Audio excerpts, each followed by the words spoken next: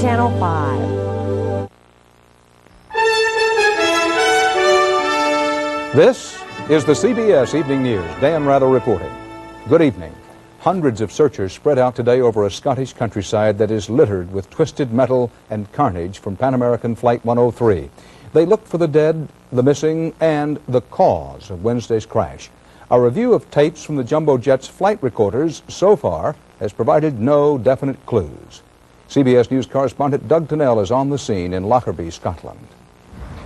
The first reports from Pan Am 103's black box. The cockpit's gauges were normal, warning lights off, and conversation routine. The flight's voice recorder registered a single unusual noise, and then there was nothing as the plane broke up at 31,000 feet. While experts were carefully studying that faint noise today, rescue workers removed the bodies of a flight crew that never had the chance to call for help.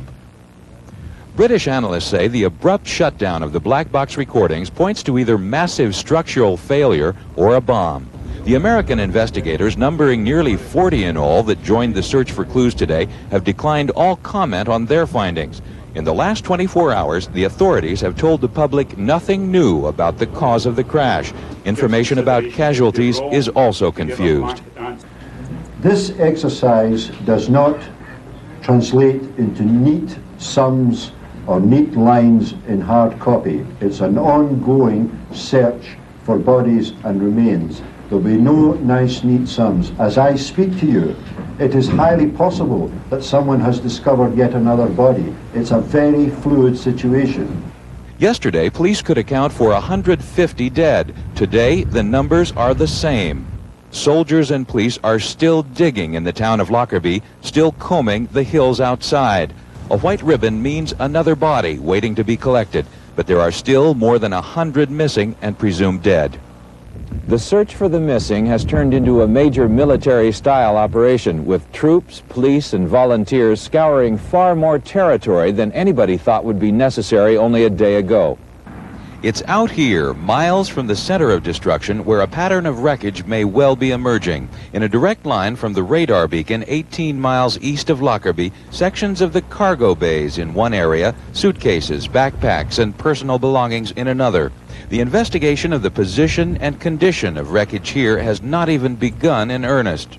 People hoped the black boxes would answer all the questions about Pan Am 103, but today the indications are it may not be that easy. Doug Tennell, CBS News, Lockerbie, Scotland. Police in Finland today followed up on the telephone threat that preceded the Pan Am crash. The trail led to the man who allegedly made the call. CBS News Pentagon correspondent David Martin reports. That anonymous phone call to the U.S. Embassy in Helsinki, Finland, which just yesterday seemed such a promising lead, appears in the words of one U.S. official to have washed out. The caller said a bomb would be unwittingly carried aboard a Pan Am plane by a Finnish woman, and indeed a woman of Finnish descent, 26-year-old Maria Majula, died in the crash. But she was an economic analyst living in Toronto and was returning from a company training course in London. U.S. officials say that profile makes her an unlikely pawn for a terrorist plot.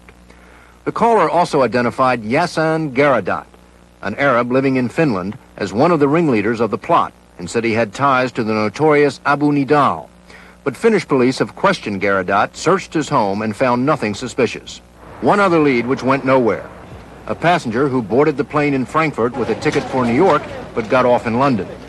British police tracked him down and determined he had not left any luggage on the plane, luggage which might conceal a bomb. That virtually rules out the possibility any passenger knowingly carried a bomb on board the airplane. And the Helsinki phone call looks like nothing more than a macabre coincidence. But there is still plenty of evidence terrorists were working to blow up an airliner. In October, police in West Germany rounded up suspected Palestinian terrorists and found a radio containing plastic explosives linked to a device that would set the bomb off when a plane reached a certain altitude.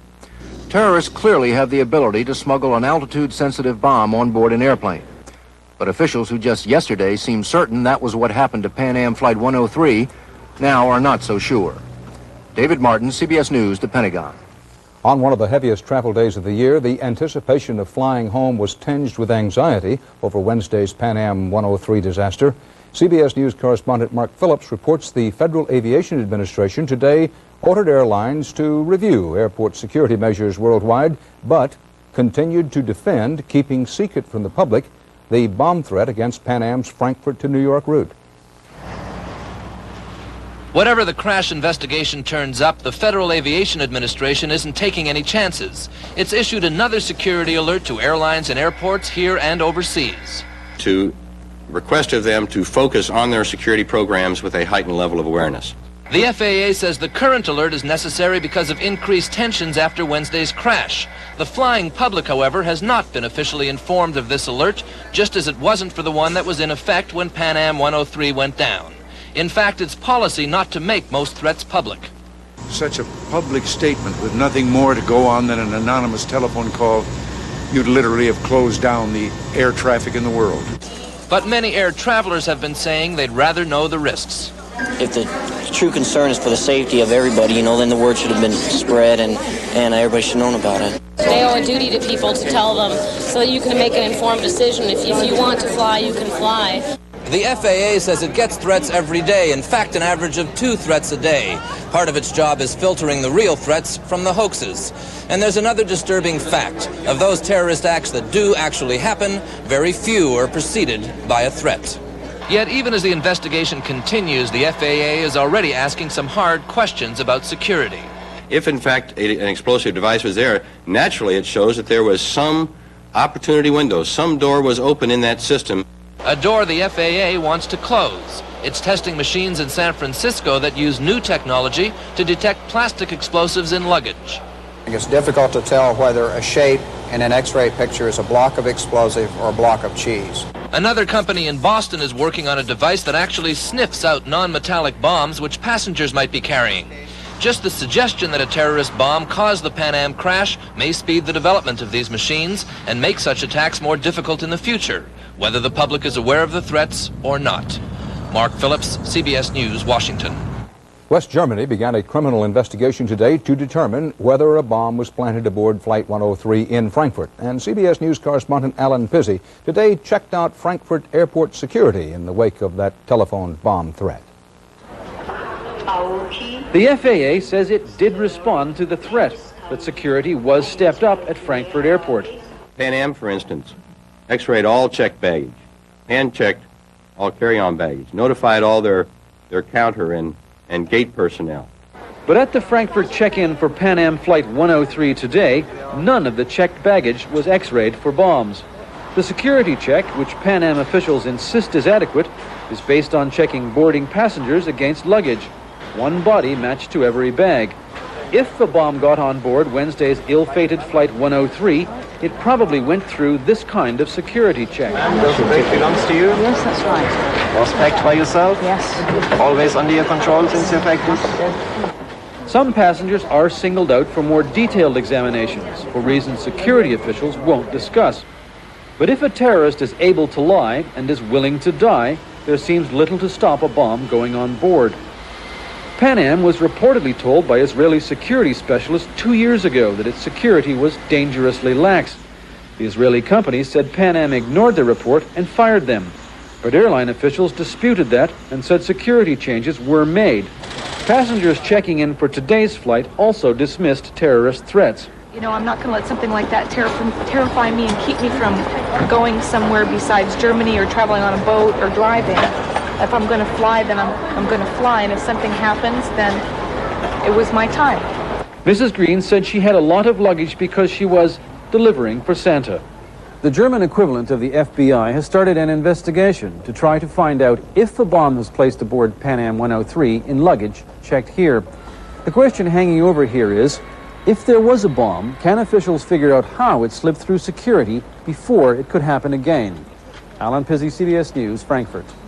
Britain's Transportation Secretary Paul Channon is supposed to be in charge of the investigation of the Pan Am crash.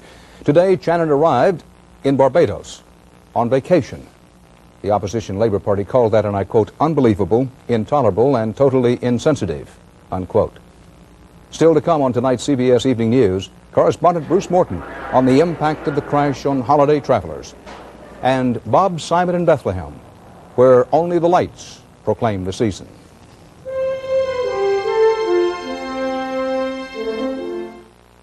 Make me rich, you say? $10 million rich? How about this January 27th, Get Rich Night at American Family, when I will announce not just one, but 7 winning numbers on television for 7 big prizes, from $10,000 to $10 million.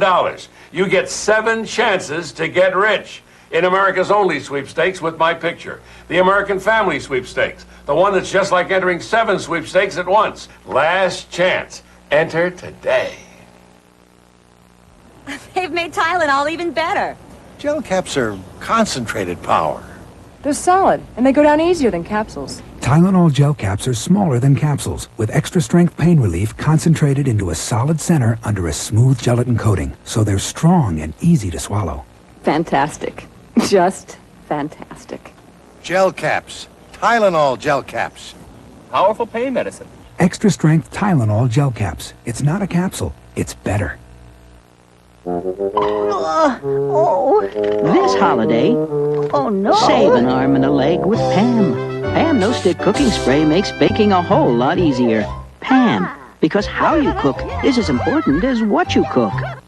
It hurts. Sinus pressure and headache. It really hurts. Sinutab combines the painkiller in Tylenol with the decongestant in Sudafed to give you more than either one alone. It stops the pain. Sinutab stops the pain.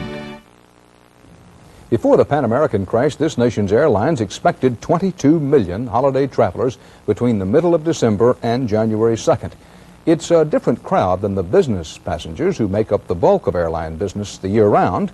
More college students and service personnel, more children this time of year. What effect did this week's tragedy have at the nation's airports? Bruce Morton looked into that.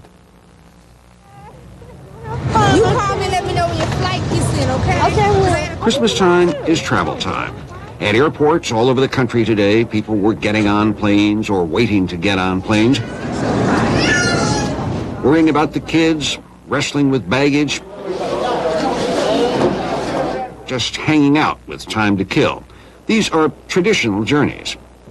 It's family, it's church, it's Christmas, it's celebration, I don't know. And it's gate number 940. But this year, it's a little different. You couldn't help thinking. Everybody on the plane is reading about the accident and the headlines, and they're flashing you in the eye. People in the flying business had it on their minds. We're more apprehensive about flying than the passengers, simply because we knew some of the flight attendants that were on there. The white zone is for immediate loading. But ordinary travelers thought about it too. I'm not an extremely religious person, but I actually said a prayer on the plane coming here. If it's going to happen, it's going to happen. Let God, put me in his arms and take me with him. I mean, if it happens, it's happened. There's nothing we can do about it. Putting little girls on a plane for Europe, you worry. It's very scary to think about, not for them to go, because then you can go in there, it's probably all right, but coming back is very scary. Okay, Bruno. Going to Europe yourself, you make up your mind and go. It's like sitting in a house and worried that the roof might fall down. You can't live this way, I just whispered a prayer before I left and, saying, oh, well, it's all in God's hands. If you think about it, Christmas is about travelers. Joseph and Mary traveling, the 3 kings following a star. Their travels ended in a miracle. Americans are traveling this weekend a little nervously, a little more prayerfully than usual. Christmas travelers seeking not miracles, but the gifts of friends and family, the gifts of comfort and of joy.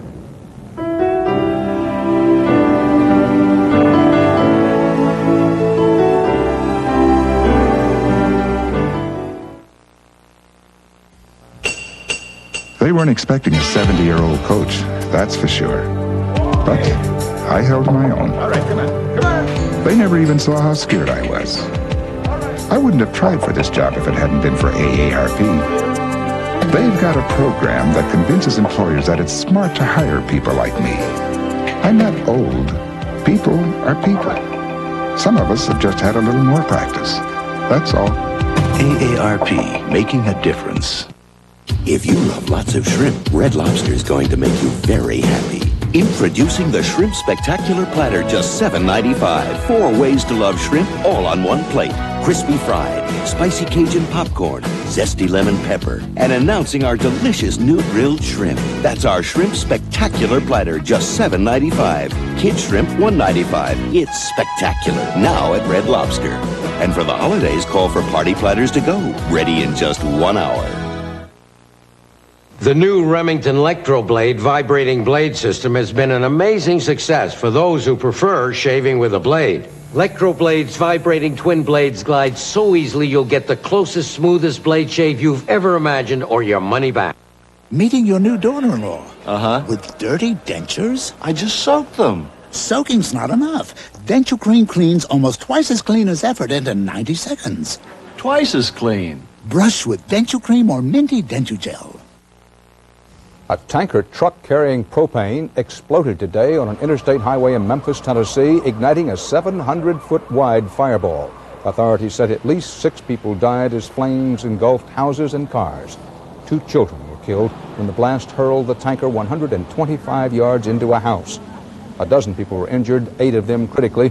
A fire department spokesman said the tanker skidded off an exit on the interstate and burned. Officials said 4 of the dead, including the truck driver, were killed on the highway.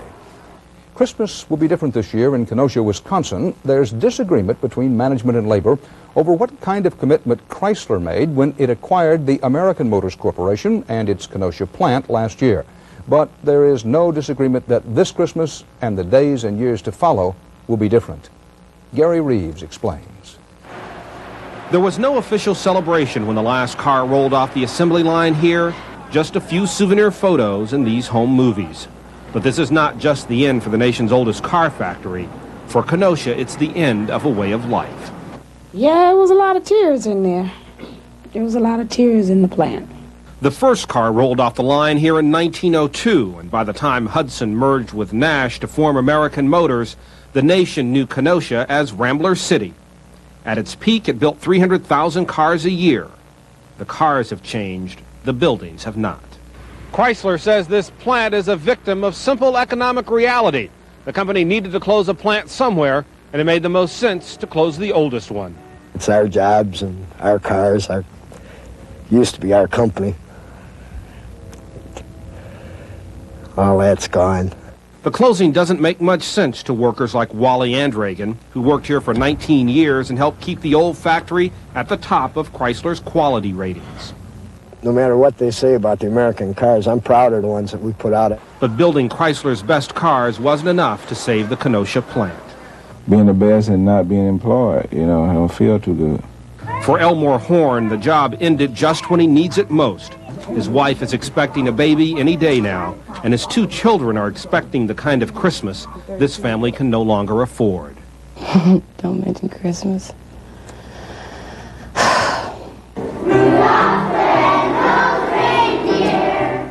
Some Christmas traditions continue, but it was a different ritual that drew the biggest crowds. Pink unemployment claim application that you had before you. The 5,000 laid off here will get a severance package from Chrysler that's considered generous, including an extra week of pay for the holidays. For 8 decades, Kenosha's children grew up secure that there was work building cars. But for the men and women who followed their parents and grandparents into the factory, that kind of security is one gift they cannot give. Gary Reeves, CBS News, Kenosha.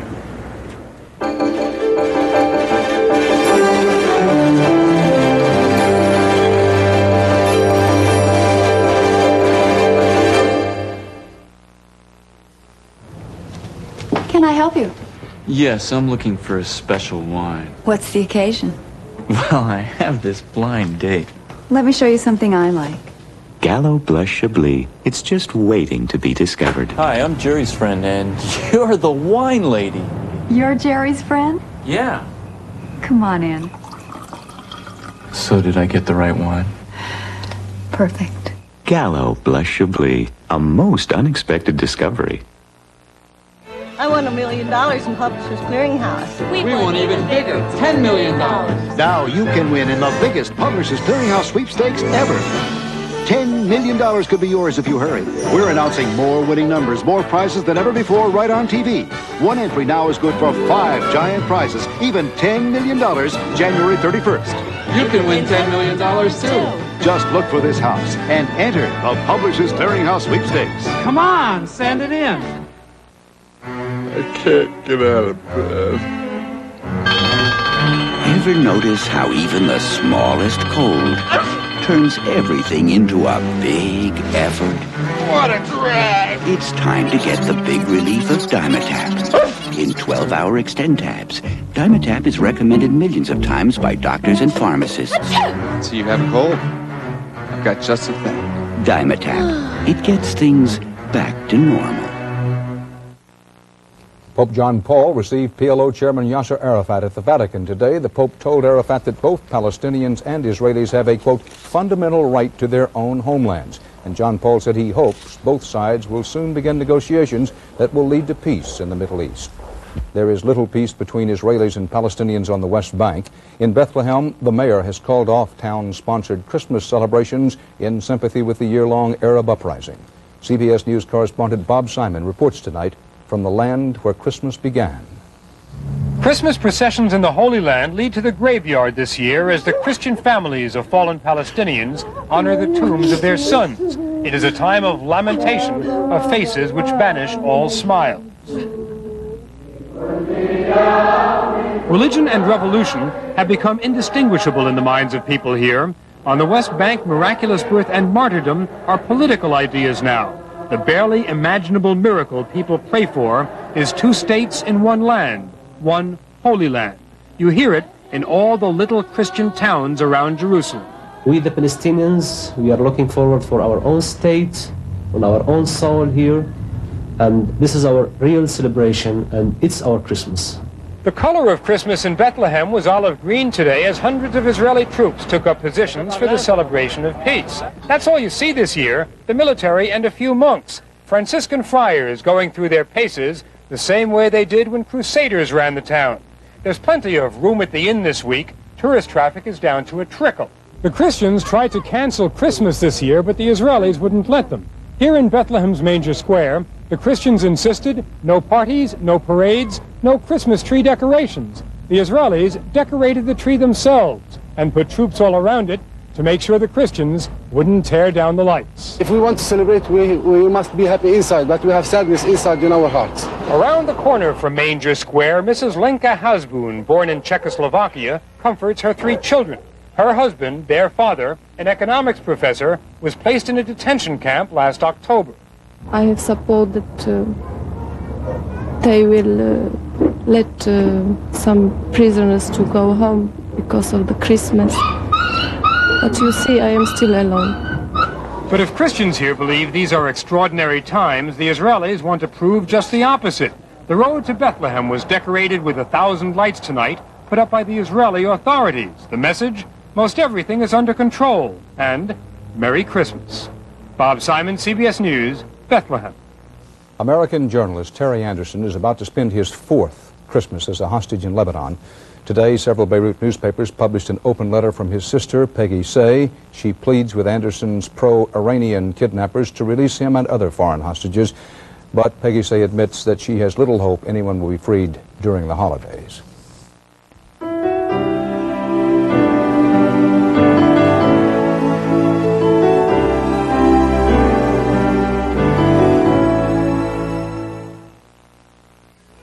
The finer things in life.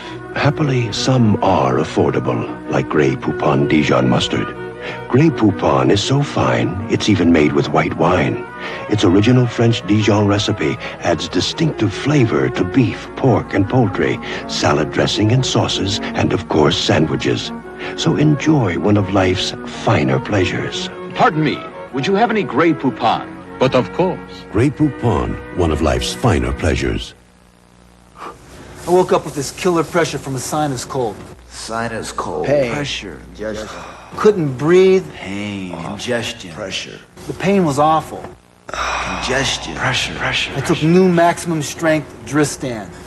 I'm here. Discover new maximum strength Dristan. It combines 2 strong medicines to drain sinus cavities, unclog congestion, to relieve pressure and pain. And it won't make you drowsy. New maximum strength Dristan. Strong medicine for tough sinus colds. Since the turn of the century, there have been 16 presidents and 1 original Bengay. There have been 580 Nobel Prize winners and 1 original Bengay. There have been 12 men who walked on the moon and 1 original Bengay. But now we're introducing a different formula Bengay, Bengay warming ice. It goes on cool, then warms as its scent disappears. For fast relief of minor arthritis pain, warming ice. For Bengay, it's a once-in-a-lifetime introduction. And finally tonight, I'd like to wish each of you a happy holiday with the CBS Evening News tradition. It's our annual Christmas card, featuring the people who work behind the scenes to put this broadcast together every night. Bob Schieffer will be here tomorrow and all of next week. Dan Rather, Merry Christmas, everybody.